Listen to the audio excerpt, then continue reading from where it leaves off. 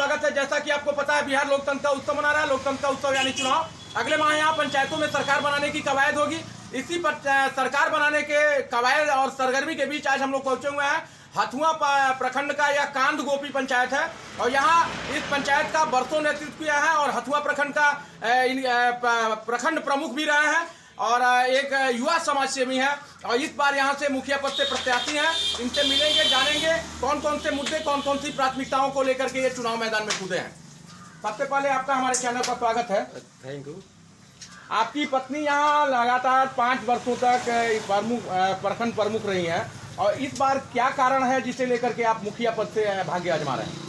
इसलिए कि प्रजातंत्र में ये सीट जो है पंचायती राज व्यवस्था के तहत ये इसको आरक्षित किया गया है और उस तरह के मतलब कि जनता का सेवा नहीं हो पा रहा है, जिसके कारण वो पुनः वो पंचायत में मुखिया पद के लिए उम्मीदवारी अपना रखी है ना, कि जनता का सेवा सही ढंग से किया जा सके। अपने बल से जा कर के प्रखंड में जनता का आवाज़ को उठाना और जनता के हक को दिलाने के लिए अथक प्रयास करना,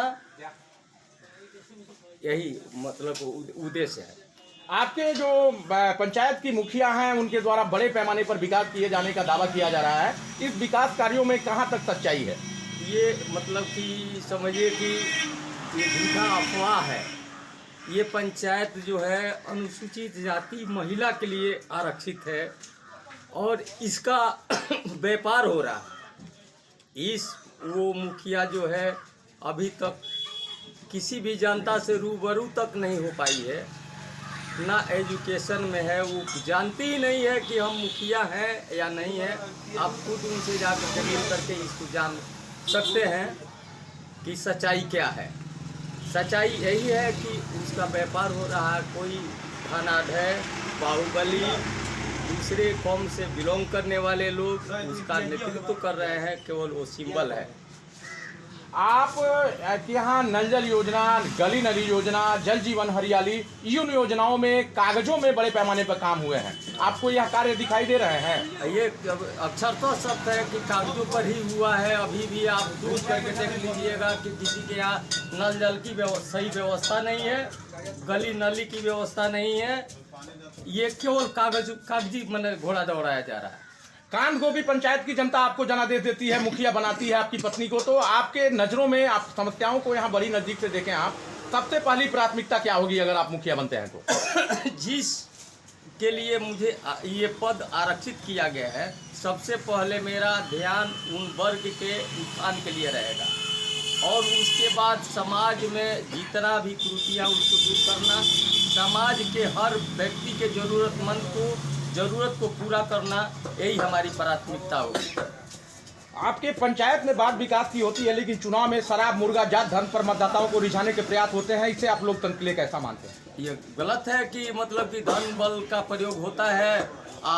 इसको प्रयोग करके गरीब लाचार लोगों को पैसा प्रलोभन दे करके आप वोट को इधर से उधर करने की कोशिश की कोशिश ही नहीं की जाती है।